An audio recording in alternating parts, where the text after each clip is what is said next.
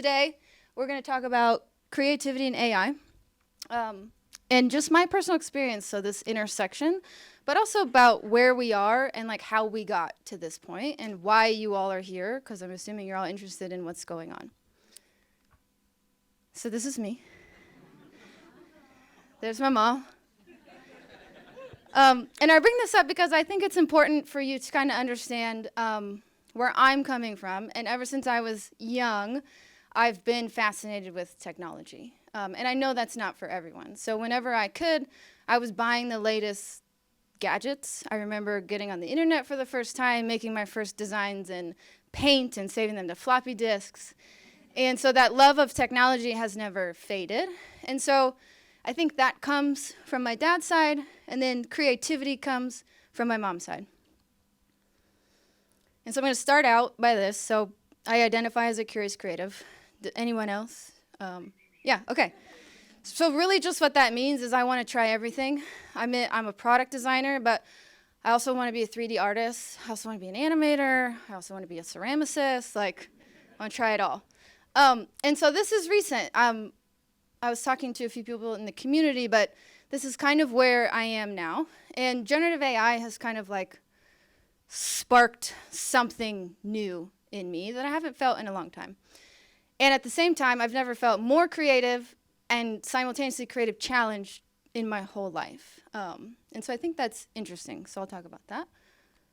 But it's important to start here, right? So where are we? I'm sure at this point you kind of all have an understanding of what generative AI is, but it's different than AI.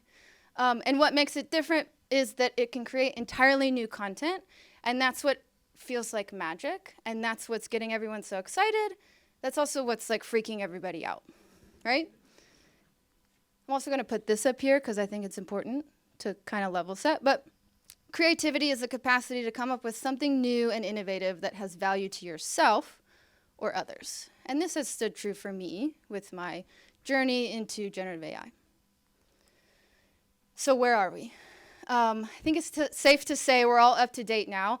And just to level set, I think my journey started like 2.5 years ago. But where we are now is that things are still moving so fast, lightning speed.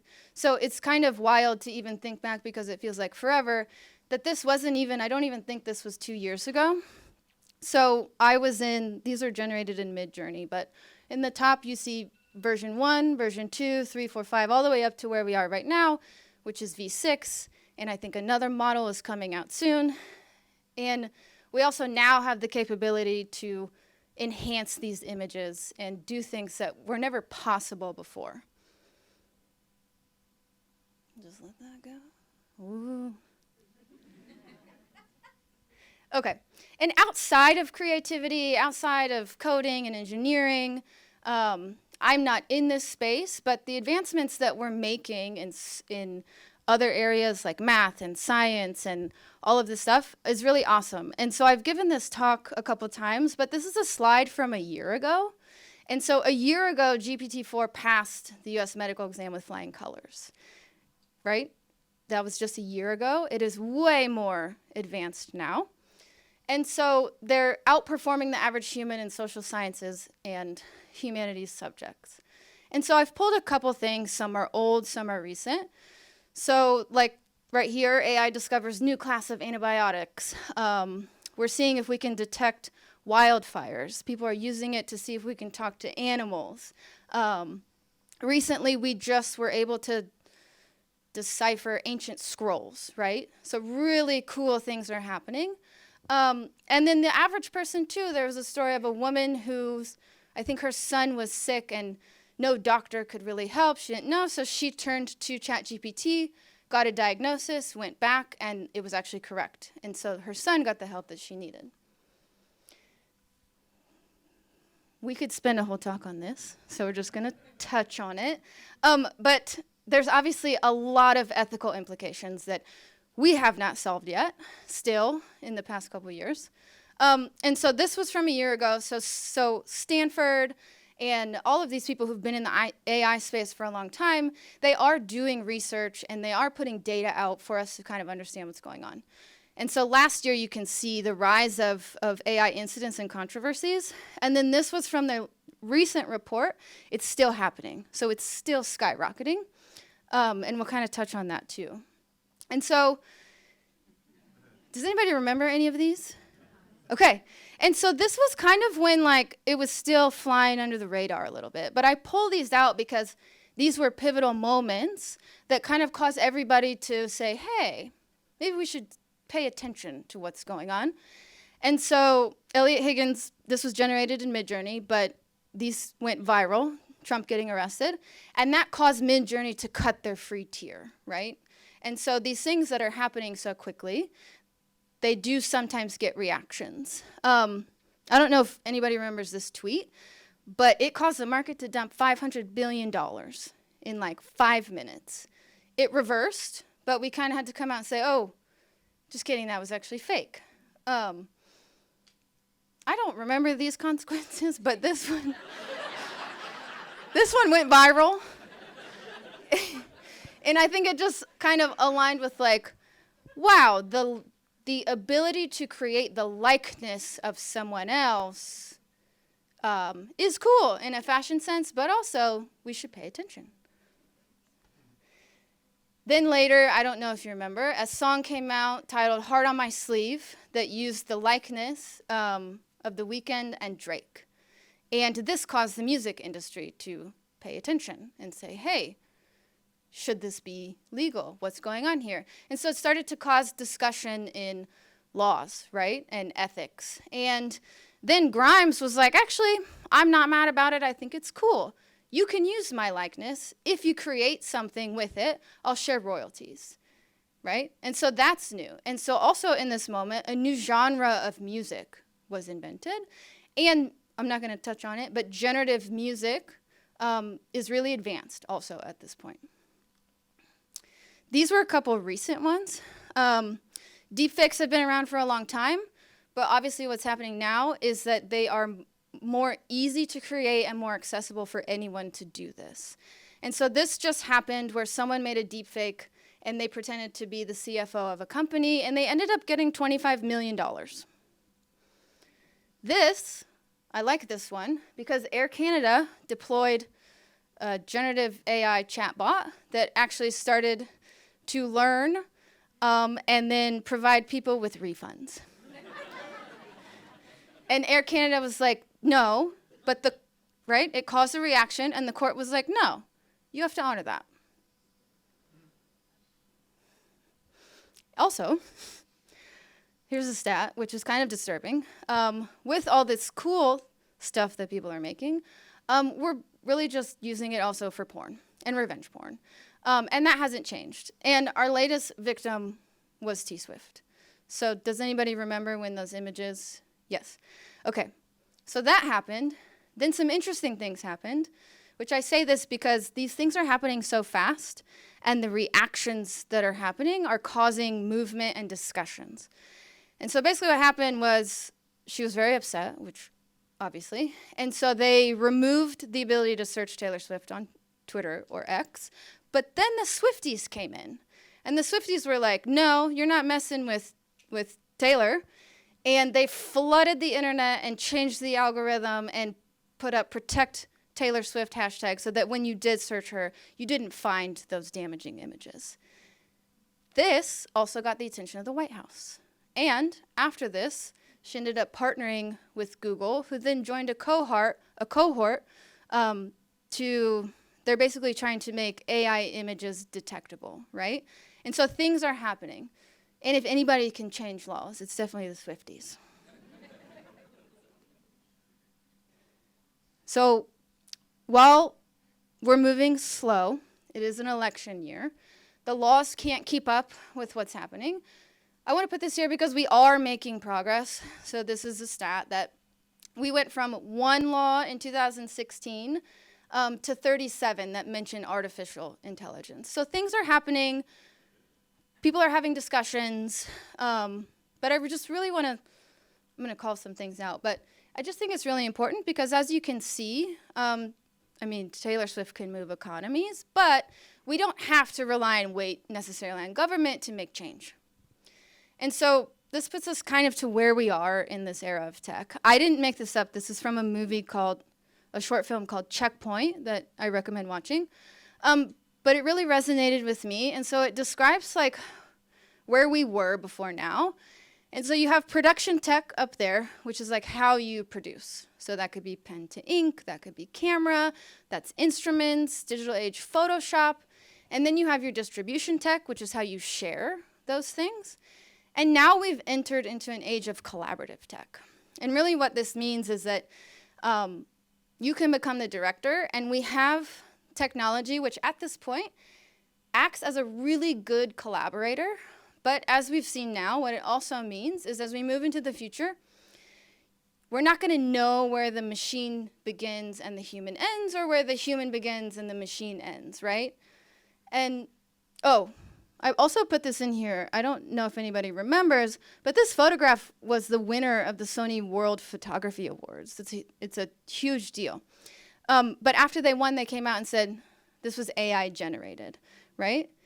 And the whole point was to say, hey, pay attention, right? Does anybody remember this 10 months ago? Yes. Okay. This is Will Smith eating spaghetti. I think it was generated with Runway, one of the leaders in the, yes. Keep watching. And you can see how the AI actually put in like a Shutterstock watermark. Yes. And so 10 months ago, which was similar to image generation when those first images were coming out, they're very funny.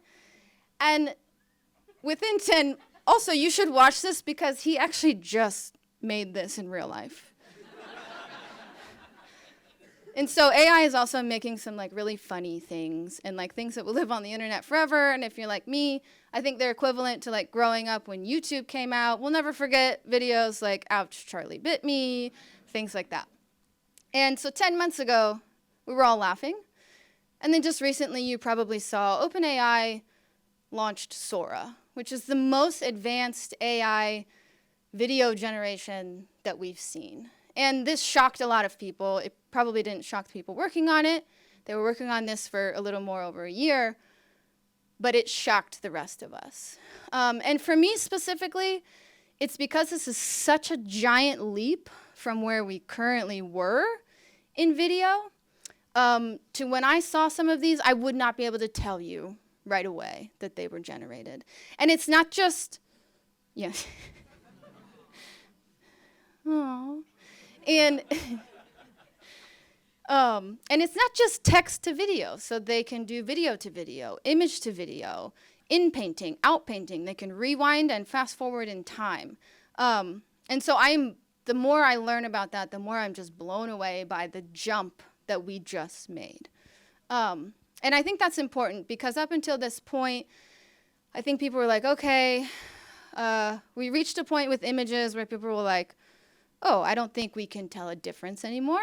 But because of the way we consume, which is video, I think everyone was like, okay, well, video is like a source of truth that we may all be able to.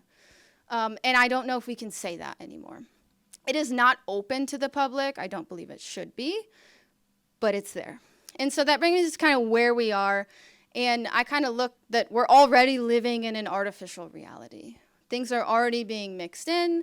You're probably consuming content and seeing things that you don't know the process. You don't know if AI was involved or not. And so I think in the future, we can assume that token links will be billions, which token links are just words. So it's a context window. So if you're talking to an LLM, you're kind of capped at the amount of words you can put in. And it was pretty small up until just recently with Gemini 1.5. There's a 1 million context window. And so the community is kind of saying that's almost enough to bring all 7 Harry Potter books in, right? And so if you think about, well, cool, Harry Potter, but maybe you're a company and you want to bring in your research from the past 2 years and be able to interact with it and ask questions and draw conclusions, right? Some pretty powerful stuff. And then I think we can assume that images, video, audio, text will be indistinguishable, right? And so it's important that I think we start having these conversations. And so where am I? So I've kind of been living in this creative space of if it's imaginable, it's achievable, right? And so that curious creative in me, it's like, well, I don't know how to do 3D mock-ups, but maybe if I want to do this thing, let's see how AI can help me. I also put an asterisk because just because it's achievable doesn't mean that it should be. And so I pulled some things because the AI creative community is actually pretty awesome. Oh no, the videos aren't playing. Well, there they go. So some of this is from some of my favorite creatives that I follow. And this one down here, this woman was unable to speak. But if you think about what generative AI and its capabilities have unlocked us to do, is they were able to implant into her brain, and we can read brain waves and translate that into anything. So for the first time, she was able to speak. Pretty cool. In the top left, maybe some of you played with my iPad out there, but that's real-time generation. It's pretty cool, but if you think about what that means in the creative process, and even if you're generating and waiting, you now kind of get to manipulate in real time and collaborate in real time. And this over here, I actually got to meet, her handle is I Create Life on Twitter. I really recommend to follow.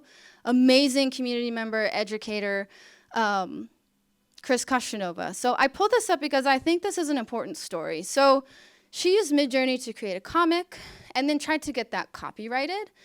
And it basically started conversations and the law trying to figure out what does that mean for artists and creatives. And I think this is a really important story to tell. And if you get the chance, you should read the whole thing because it's very fascinating. She's actually waiting on another copyright law that I think I just spoke with her, and it's been in flux for about a year. But the point is that she's not T Swift.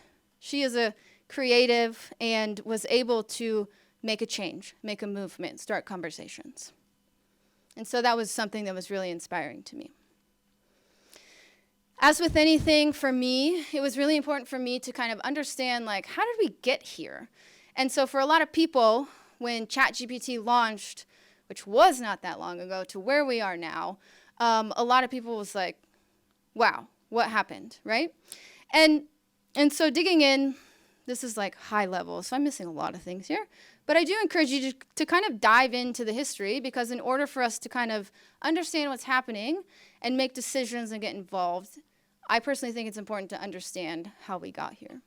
And so AI has been around since the 1940s, right? It's a long time. And some people actually say even before, in the golden age of science fiction, right? Because we're still conjuring up these ideas. And kind of all you need to know is it started a long time ago during the war. The Enigma machine, Alan Turing, there was a movie made about it. That was AI. It was coined as a field of study, the Turing test. But basically what you need to know is, like, everyone was super excited. They got a lot of funding. But things didn't line up multiple times. And so either there wasn't enough compute power, we didn't have enough data, we didn't have the technology. So it went through a few winters. It tried really hard. And then everything kind of came back. I don't know if some of you remember when Deep Blues beat the world chess champion, there was AI on Jeopardy. And so things were making a movement. And when you come into the 2000s, which was this age of big data and the World Wide Web, and data is key, basically to where we are now, everything lined up for generative AI to kind of happen. And so I bring these two things up because I think they're very important to understand.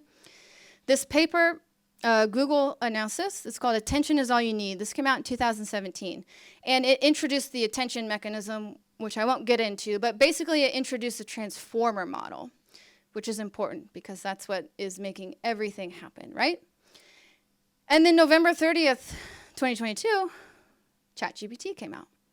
And ChatGPT kind of took the world by storm. And this was the first time that to a mass population, like, I can't remember how many millions of users, it blew every other app out of the water. And people were like, whoa, something new is happening. And this is important because it kicked off the AI arms race, right? Which is kind of pushing into the progression of happening so quickly, which all the big tech firms are leading. So how does it work? This is kind of just an example of kind of how it worked before, which you would have these like individual models that could do something really well. And the introduction of the transformer model kind of bridged that gap in communication. So this is what allows for multimodality. This is what allows for that bridge, so natural language processing. That attention mechanism made us able to speak to these other machines, which were video generations or image generations or code, right? And because it's AI, when one improves, the other improves. And so you can kind of see that in Sora. So Sora uses all of OpenAI's other technology that made that so powerful. So what does it mean? Basically, in conclusion, generative AI has given us the ability to learn and decipher the underlying structure of various types of information, which basically means anything. And this is why everyone's so excited. And so here we're seeing if we can start talking to animals. This is why you saw that woman was able to speak for the first time. So an anything to anything translation is where we're at. Hopefully that's exciting and scary. And so how do we do all these awesome things? Still true, as far as I know, is by prompting. And that is how my journey began. And so these were some of the first images that I generated inside of DALL-E. I don't remember how I found it, but I started getting into all these betas. And I just remember doing it for the first time. I mean, getting things like this. And I would have friends over and be like, look at this thing. And we would be like, what should we type? And we're just like going and going and going. And I never stopped, obviously. So let's take this one. It's another one. Yep. Michael Jordan eating a pickle on a park bench. And my personal favorite, which was a collaboration, I think, was Britney Spears playing golf with a hot dog. Yep. So laughable, right? But it was at this point where something in me was like, this is new, this is exciting, this is different. Every time I put something in, something else pops out. And so that curious side of me was like, what is going on?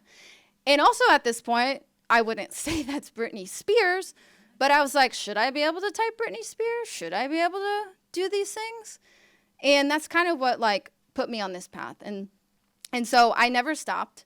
And I sought out other people who also were like, what is going on? This is cool. This is funny. This is bad. And I got into this like really amazing community. And I pulled some of my favorites. These are recent, but it was all of these creatives who were really starting to push the boundaries and see what was possible and starting all these conversations. And so collectively, we kind of all started learning from one another. And I pulled these up because this second one, he's actually an architect. And to this point, he has integrated AI into his workflow and is like pushing boundaries on like the future of architectural design.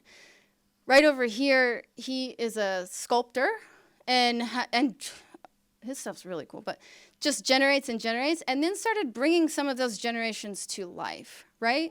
And so all these cool things were happening and I was like, wow, this is pretty awesome. Like, this is starting to kind of change the creative process, maybe.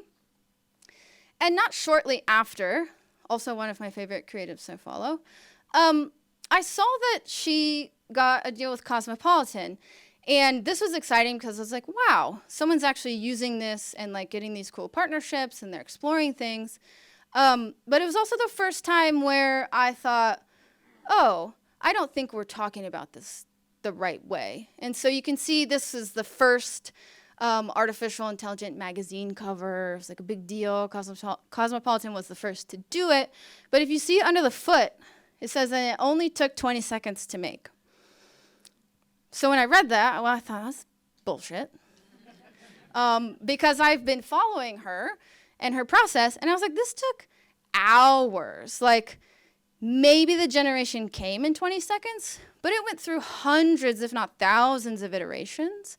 And it's not like she skipped the whole process of being a freelancer. There were meetings, there were like and so I think this was like the first time where I thought, ooh, For creatives, this could be bad. This could start setting false expectations. As a freelancer, people may think, well, if you're using AI, why are you charging so much, right? And so this was an important moment for me, and so why I pulled it up.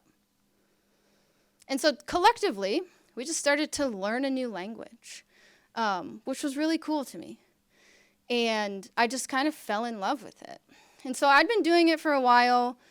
My prompting was getting better. I was making cool things. And if I had ideas, like I always wanted to be like a product designer. I wanted to design lamps. I want to be an interior designer.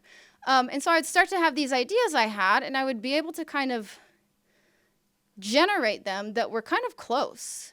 But along the way, I really enjoyed the collaboration because a lot of times things would come out and I'd be like, that's not what I meant, but that's really cool. Like, how do we keep going? And at this time, ChatGPT was out, so I started to jump into everything I could.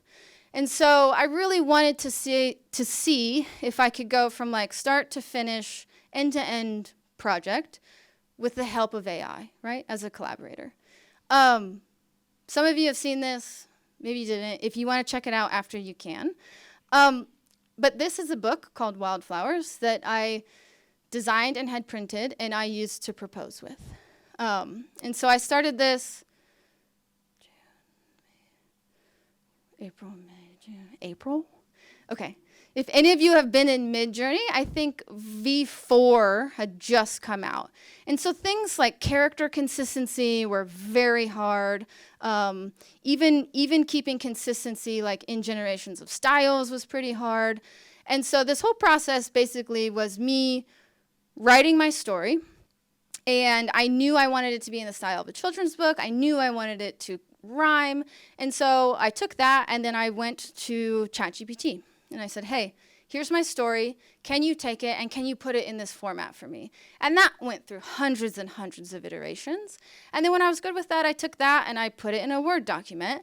And then I reached out to some of my creative friends and I said, hey, I need feedback. Like, where should this go? Once I had the story, I started the layout. I'm still using all of my traditional design skills and tooling. Like, I had to remember how to use InDesign and layout and editorial design. But AI was helping me along the way. And so the images in here, if you want to take a look after, they were a collaboration between me and AI, or in this case, Midjourney. But because the outputs weren't exactly what I needed, I would then take them into Procreate in my iPad, and I would manipulate them, or I would take them into other AI programs and do in-painting, because in-painting was out.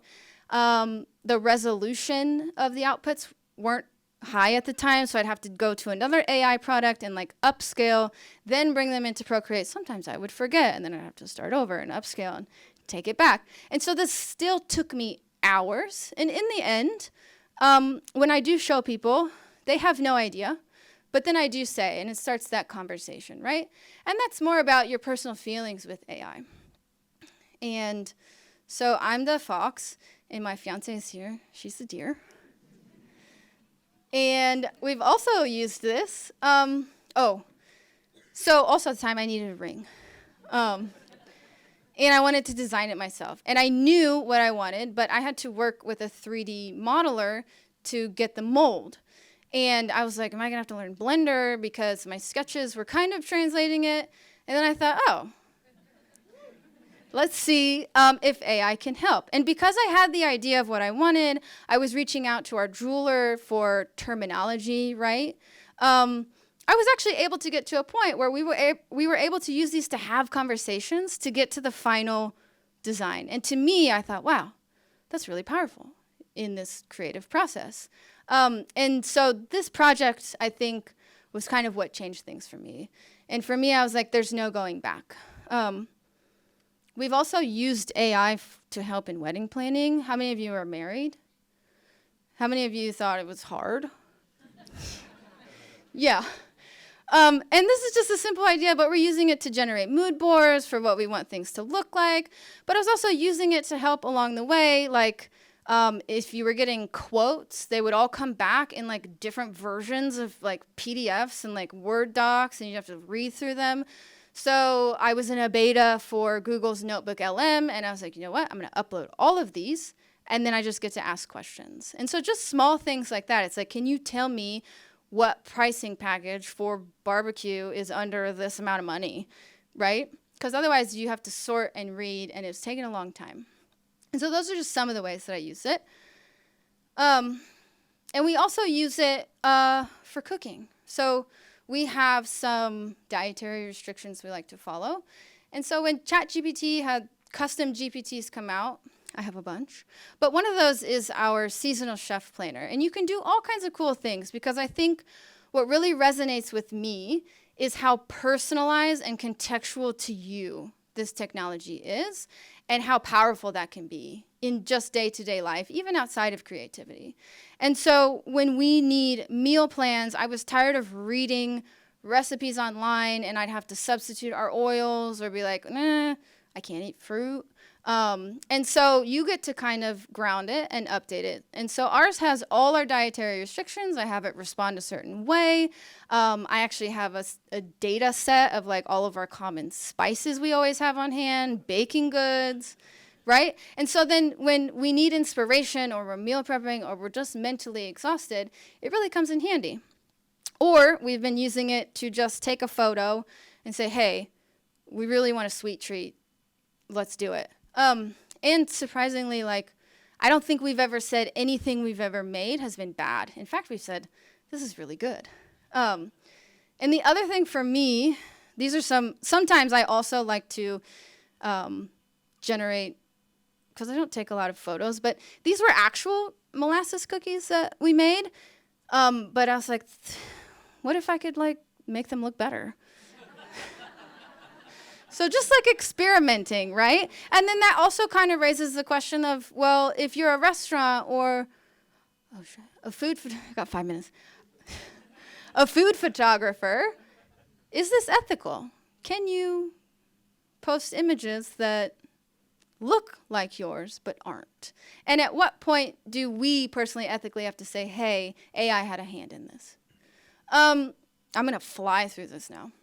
These are just other examples. So like at work, ways that I'm using it, and the way that it's like elevating me as a designer is I'm not a coder, but now I can take concepts, bring those to life, and with the help of AI, I think I did this in about an hour. And so now I'm able to kind of like have ideas or components and really bring the code in, and that really changes the conversation that I have with engineers, right? Also, sometimes I just like to generate.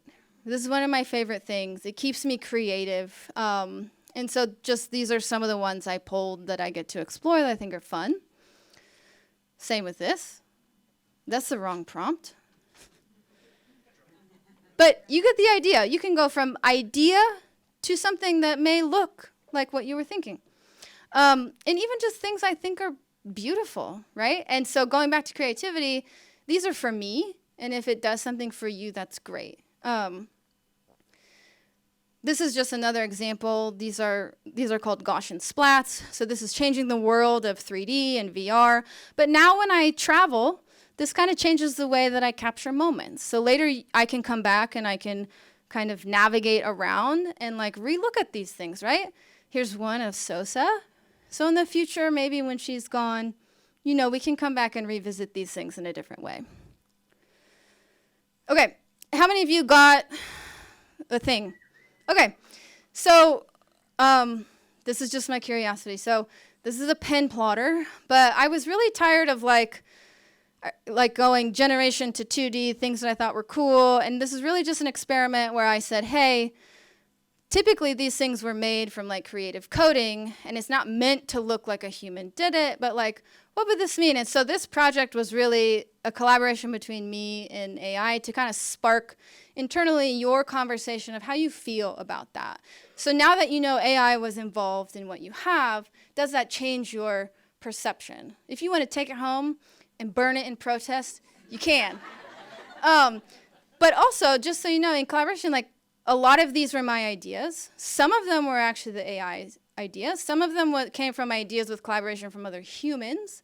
And then the generations, some went through 30, some went through 2, then they were converted, and then I had to put them on my pen plotter.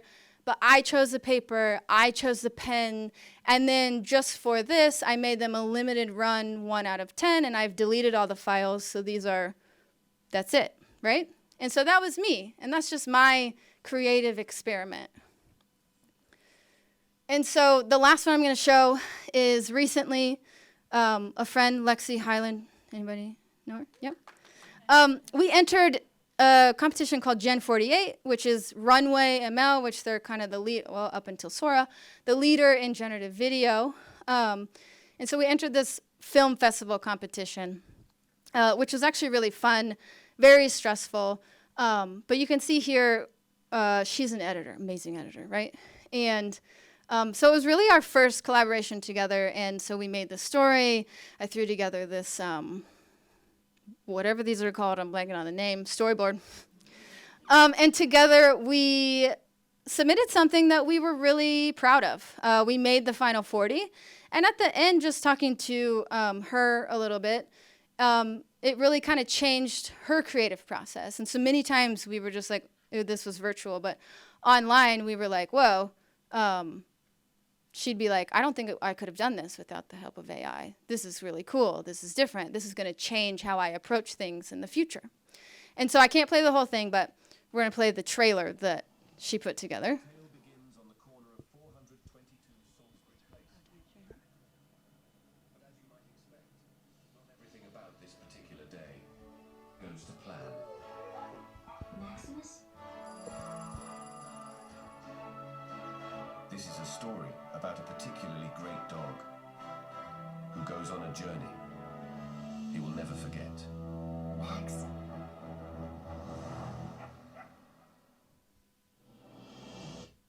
Okay. I have a QR code where you can go watch the whole thing after. But in general, kind of where I am and where I want to leave you, my personal experience is I don't think AI is here or meant to replace you. I really do believe it is meant to elevate you. And I personally have experienced that, where it's been really life-changing for me has actually been for learning. So I used AI a lot to learn. And I wish I had access to this technology when I was in school. And if you're interested in learning more about how I use it, but that's kind of where my focus is right now. And especially at work with Trailhead and education, I'm really focusing on like, what does the future, not just of like design and UI and product look like, but like, how can we use this technology to help in educating people? And kind of what's exciting to me is because of that personalization and how personal you can get, you can kind of learn in a way that helps you learn, right? Because we all learn different. And so I actually talked to an AI called Pi. There goes Discord.